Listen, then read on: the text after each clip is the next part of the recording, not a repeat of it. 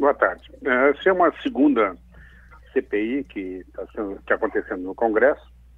A primeira foi há 5 anos atrás, mais ou menos, e nós estamos participando como subrelator, principalmente na parte de arquitetura prisional, né, Nanda? E a gente tem discutido não só a questão da arquitetura, mas temos discutido o crime organizado, temos discutido a questão das mulheres nos presídios, a questão da terceirização, que é um tema bastante discutido, a construção de presídios através de PPPs, e entre várias propostas que estão surgindo, uma delas é a de reestudar a questão do auxílio-reclusão. Hoje, vocês sabem que a família do presidiário recebe, quando ele contribui com o INSS, quando ele é preso, a família recebe um auxílio, que é em torno de um salário mínimo, enquanto ele estiver na prisão. É o mesmo esquema do trabalhador quando contribui com o INSS e fica doente. O auxílio-reclusão foi um decreto feito pelo INSS, a família recebe um auxílio-reclusão. Bom, nós estamos questionando essa questão do auxílio porque achamos que tem que ser feito de maneira diferente. E qual é a maneira que nós estamos querendo propor? Desde que o preso trabalhe dentro da prisão, a família receberia, então, o auxílio-reclusão. Se ele não trabalhar, não recebe. Essa é a proposta que está sendo discutida, que nós vamos encaminhar como um dos projetos para o governo, resultados dessa CPI. Nós estamos falando das terceirizações também, estamos falando da construção de presídios, que o grande problema hoje da construção de presídios no Brasil é a demora e o custo desses presídios, que acabam iniciando com valor e terminando com 2, 3 vezes mais do que iniciaram. Então, nós estamos coletando exemplos do Brasil inteiro para poder levar de sugestões ao DPEM para que eles adotem uma nova metodologia de construção nessas obras que são caras, demoradas e ineficientes. Então, nós queremos propor alguma coisa mais moderna, eficiente e mais rápida. Deputado, em relação a essa questão específica, né, da construção de novos ou mais presídios, a gente sabe, isso é praticamente um senso comum de que a situação das casas prisionais no Brasil hoje, da forma como estão, elas não se sustentam, elas não se mantêm pelo simples fato de haver muitos apenados para poucas vagas. A gente tem uma urgência, né, de novas vagas e inclusive de melhorias no sistema, que é um sistema que não recupera. Lhe pergunto, essa proposição por parte de vocês tem também essa visão de mudar o foco do sistema carcerário que a gente tem hoje no Brasil? O problema hoje do sistema carcerário é exatamente esse que tu falou, Nanda. São poucas casas, quando tem algum estado que inicia, é demorado, ou seja, a evolução de presos é maior que a evolução de vagas no sistema prisional brasileiro. São vagas ineficientes, não ressocializam o preso. São verdadeiras universidades do crime, né? Porque as pessoas ficam ali amontoadas em celas que cabem 6, colocam 20, 30 pessoas dentro. Então esse é o grande X da questão, o nó da questão do sistema prisional brasileiro. O que nós estamos propondo são construção de mais modernas, mais rápidas, que possam ser feitas aí em no máximo 1 ano.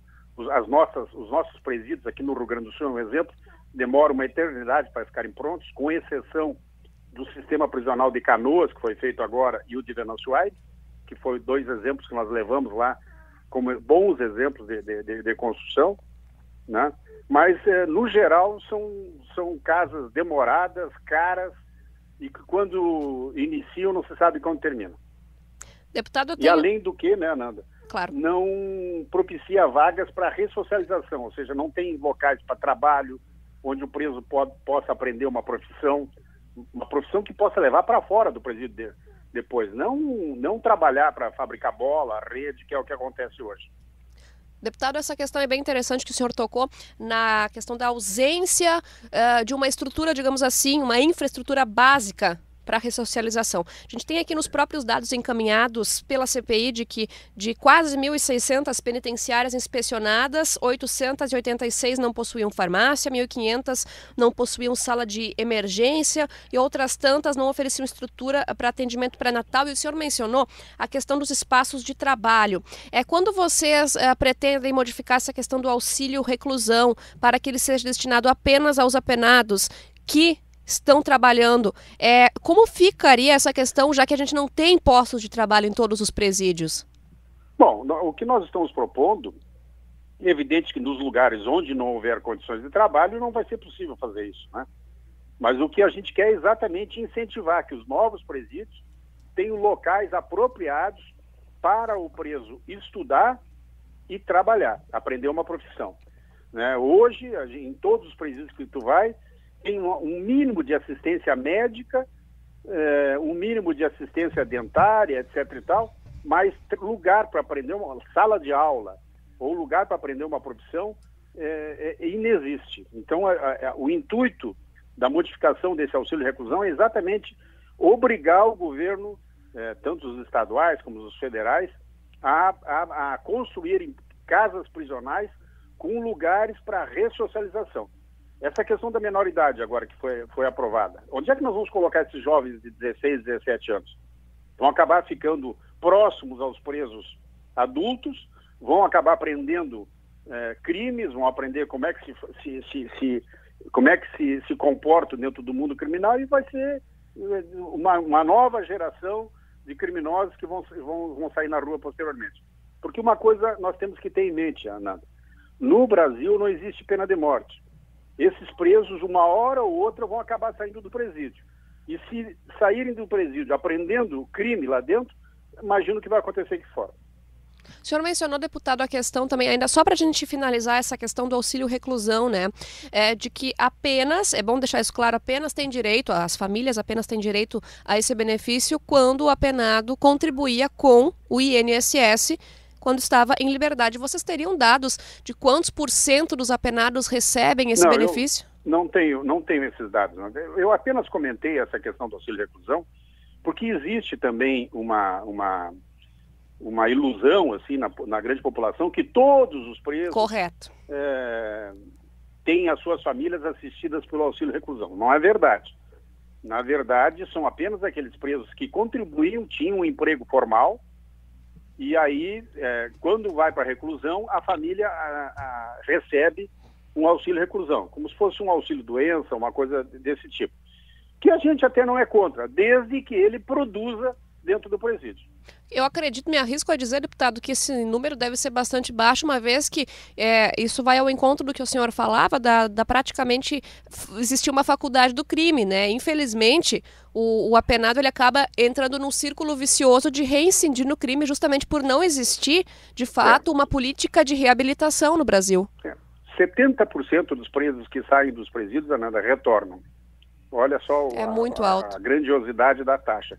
70%. E a grande maioria não tem emprego formal, né, trabalha com tráfico de drogas, etc. e tal, que é o que a gente sabe.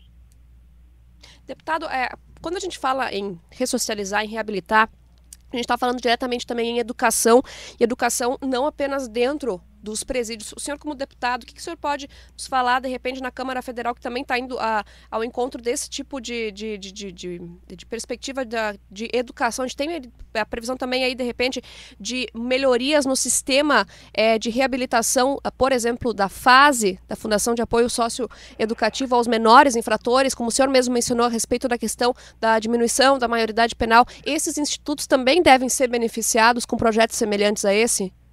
Pois está circulando no Senado um projeto de lei que vai criminalizar, vai punir, vamos dizer assim, com mais rigor, esses jovens dos 12 aos 18, na realidade ele cria uma classe dos 12 aos 26 anos. Então essa faixa etária iria para essas casas de recuperação, tipo FASE, etc. e tal, onde teria que ser aprimorado a questão do curso profissionalizante, do estudo, etc. e tal. Esse seria realmente um grande projeto muito melhor do que a redução pura e simples do que está sendo feita hoje da menor idade para 16 e 18 anos, 16 a 18, que pega esses jovens de 16, 17 anos, colocam numa ala separada num presídio de adulto. Então, esse projeto, que é uma melhoria do Estatuto da Criança e do Adolescente, ele não só pune mais rigorosamente do que simplesmente a redução da menor idade de 16, 17 anos, mas ele pune desde os 12 anos até os 26 anos, ou seja, porque não adianta hoje nós reduzirmos só a idade de 16, 17 e o jovem de 15 anos comete o crime da mesma maneira, ou de 14, não é a solução, né? Eu sou contra a redução pura e simples de 16 e 17 anos. Eu acho que nós temos que ter um projeto de ressocialização desses jovens. É evidente que aqueles jovens de 15, 16, 14, 17, seja a idade que for, que tenham cometido crimes hediondos, tem que pagar, tem que ficar recluso, porque esse tipo de elemento tem que ser afastado da sociedade. É bastante interessante que o senhor aborde essa questão, porque cada vez mais a gente percebe um aumento da criminalidade, né, também nessa questão da adolescência, né, de menores de idade. Exato. Que já cometem crimes, e a gente sabe que isso está diretamente relacionado com a falta de oportunidades, com a falta de assistência por parte do Estado. A gente sabe que, por exemplo, em países de primeiro mundo, presídios estão sendo desativados. Aqui no Brasil a gente precisa fazer uma força-tarefa para construir mais vagas em presídios. Porque não se investe na educação com o rigor que tem que ser, né, Ana? Correto, correto. Se nós investíssemos o que nós temos o que investe nos países de primeiro mundo na educação, é claro que isso não é um projeto do dia para a noite, isso é um projeto de 1, 2 gerações.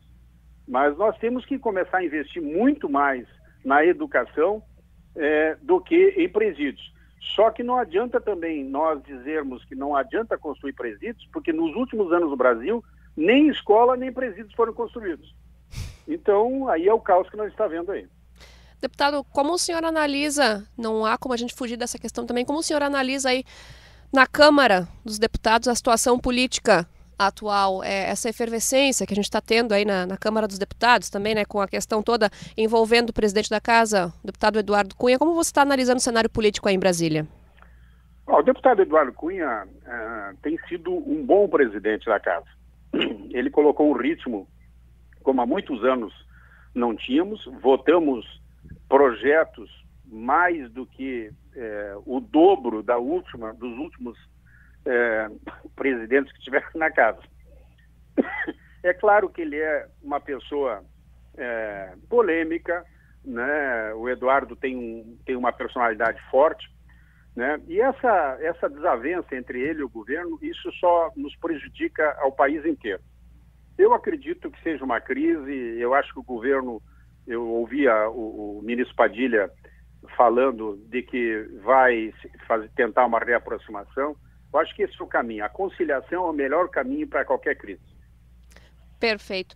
Bom, finalizando a nossa conversa, deputado, o relatório final da CPI, do sistema carcerário, deve ser entregue no dia 8 agora de agosto.